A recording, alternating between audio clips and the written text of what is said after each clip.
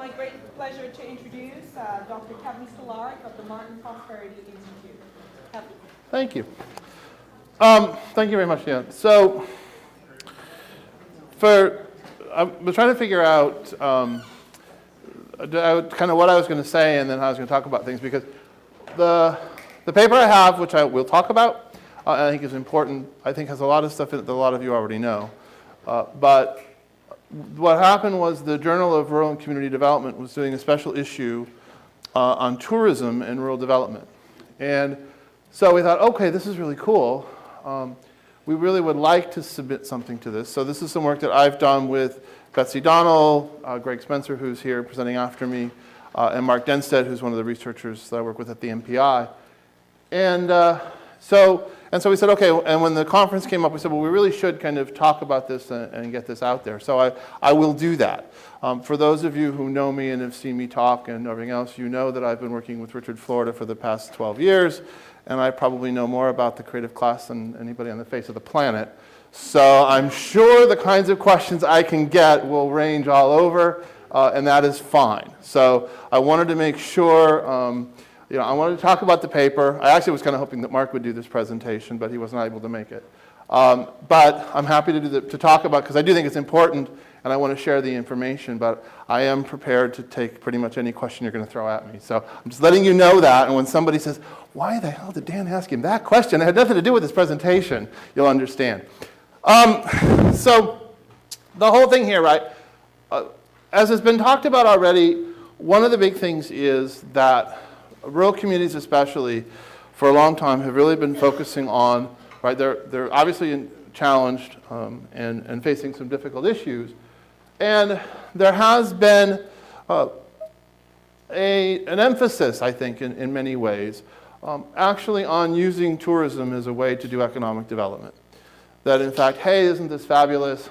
Well, what? Okay, we're losing things, but what do we have? Well, we've got lots of trees. Well, we've got a lake, and we have a campground. We have some hiking paths. We did a rail the trails thing because everybody did that 10 years ago. So we have that. I mean, we have a lot of, we're overflowing or up to the gills in, natural amenities, wonderful natural amenities. Gee, shouldn't we use those? And we have culture and heritage, and we have a history, and we've been around for a long time. We have, old barns and other cool buildings and things that are there. So there's really been this kind of focus on, hey, all right, let's turn that into tourism and try to attract people. And if you are, if you happen to have the absolute luck to be located where Prince Edward County is located, so that you can draw from Montreal and Ottawa and Toronto, it's fabulous to be able to do things like that. But on the other hand, if you're further afield, it's not quite so easy. But some places have been able to do it. And so the kind of turn to tourism has been something that's been done. But the problem is, and the tourism stuff works fairly well, but the problem is that tourism itself doesn't really it creates jobs, but it doesn't create a lot of good jobs. Right? And that what happens is, in terms of tourism, and you end up with food service and accommodations, and there are some decent jobs there, but you end up with a whole lot of people who are basically working in kind of service class jobs now, servicing tourists. So, I mean, granted, any job is better than no job at all, but in the long run, as a kind of economically sustainable kind of approach, the tourism thing doesn't necessarily lead to a lot of incredible success. And so again, with this idea, this special issue talking about tourism, rural development, we said, well, really what we wanted to do is we wanted to talk about the fact that you could take what you're doing and kind of what's been happening with tourism and kind of say, well, you know what? It turns out that there's this really kind of cool thing.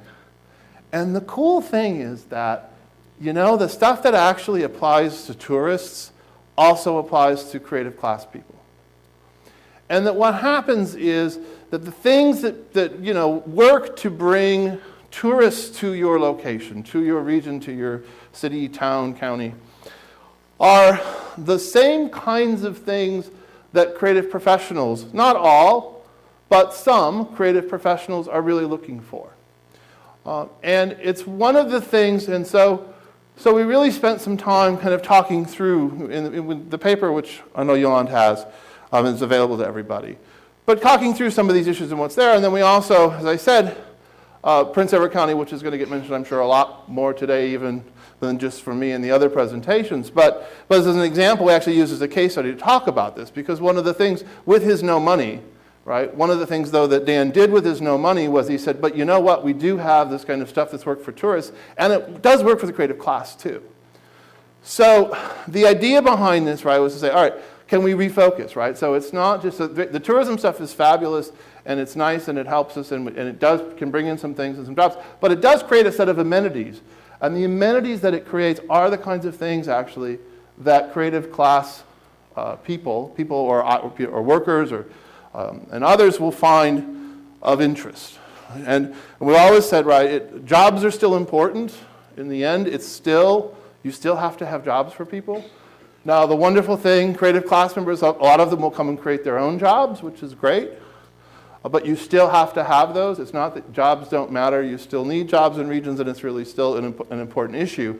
But amenities are also important. So it's not just about jobs anymore. It's also about amenities. And so the idea of leveraging this kind of what would work for tourists also working for the creative class is incredibly important. So this is the slide that is the preaching to the choir slide, I hope, at this point. We're going to talk about a conference on the creative economy, right? But I always like to say when we talk about the creative class, what do we really mean, right? We're looking at jobs that people are doing.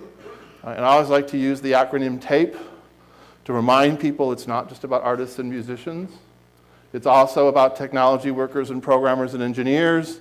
It's also about business and legal and medical and financial professionals, and it's also about educators.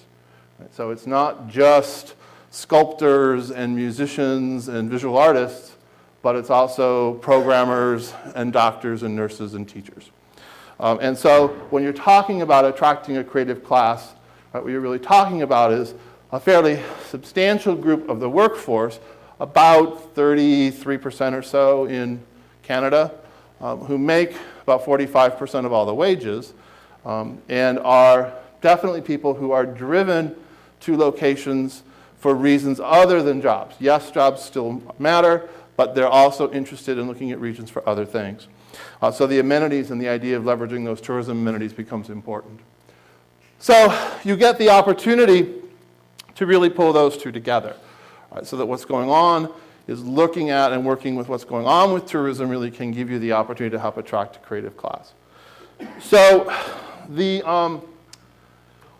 one of the big things is, right, as I said, it's one thing to kind of say have the things that people would like, but then it's another thing to actually be able to attract them and have them create jobs and have them build opportunities. Of course, when they do it, they don't always do it for themselves, they do it for others as well. So, but it's also important to think about the fact that what you want to be thinking about when you're attracting and when you're working on this is not just am I bringing in kind of creative people, but what kinds of creative people am I bringing in? So yes, it's fabulous if you're bringing in doctors and lawyers and teachers, because regions need those things, and that is important. But if that's all you bring in, you're not going to help kind of beyond that. You're not going to get the ripple effect from it. Whereas if you can get an engineer or a programmer or somebody working in digital media, or perhaps even a visual artist or a musician or somebody who's interested in opening a recording studio or a movie studio or doing computer graphics animation, they're going to hire other people. They're going to create other jobs as well. So you have to think about what kinds of people are you attracting to the region, and are you kind of attracting the people that are going to help you create other jobs and build additional jobs. The numbers here, so this is an incredibly complicated chart, but it says a lot. So it's by metro area, only all metro areas across Canada is the top, census agglomerations and rural. The number is the change in number of people working in each of service, which is the red, working class jobs, creative jobs, which is the purple, and then the farming, fishing, forestry jobs. So it's the total number of people, the percentages, it actually shows it as a percentage using the bar across the bottom. So it's the number of, over that 10-year span between 96 and 06, how many new jobs were created in each of those sectors. So as you see, clearly the creative class is where most of the new jobs have been created. As was mentioned in the Prince Edward County case, right? Significant growth in the creative classes and those jobs, as opposed to growth, but lower growth for some of the other things. The same things are happening across all of Canada. So this is not a single location kind of phenomenon, and it's happening, while it happens more so here at the larger metro areas, it is still happening in the non-metropolitan areas of Canada as well. So the increases and the decreases you see are clearly ones that these are the jobs, right? This is where a lot of the action is. Now notice too, right, the working class jobs are still increasing. This is the one thing I always think is important to point out, especially when we start talking about these kinds of issues. Manufacturing jobs and construction jobs are still growing.